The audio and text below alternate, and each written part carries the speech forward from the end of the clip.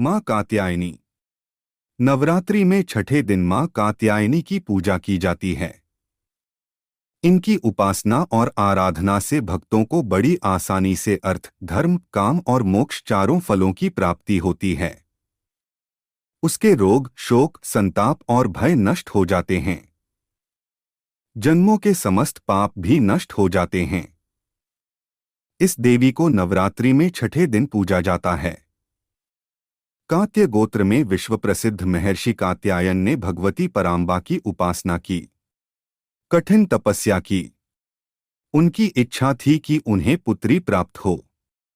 मां भगवती ने उनके घर पुत्री के रूप में जन्म लिया, इसलिए यह देवी कात्यायनी कहलाईं। इनका गुण शोध कार्य है, इसीलिए इस वैज्ञानिक युग में कात्यायनी का महत्व सर्वाधिक हो जाता है। इनकी कृपा से ही सारे कार्य पूरे जो जाते हैं।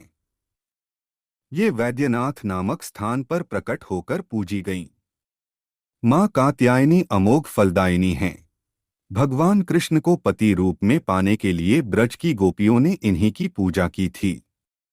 यह पूजा कालिंदी यमुना के तट पर की गई थी, इसीलिए ये ब्रजमंडल की अधिष्ठात्री देवी के रूप में प्रतिष्ठित हैं। इनका स्वरूप अत्यंत भव्य और दिव्य है। ये स्वर्ण के समान चमकीली हैं और भास्वर हैं। इनकी 4 भुजाएं हैं।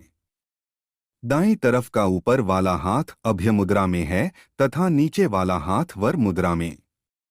मां के बाईं तरफ के ऊपर वाले हाथ में तलवार है व नीचे वाले हाथ में कमल का फूल सुशोभित है। इनका वाहन भी सिंह है। इनकी उपासना और आराधना से भक्तों को बड़ी आसानी से अर्थ, धर्म, काम और मोक्ष चारों फलों की प्राप्ति होती है।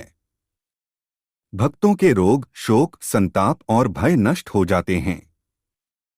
जन्मों के समस्त पाप भी नष्ट हो जाते हैं।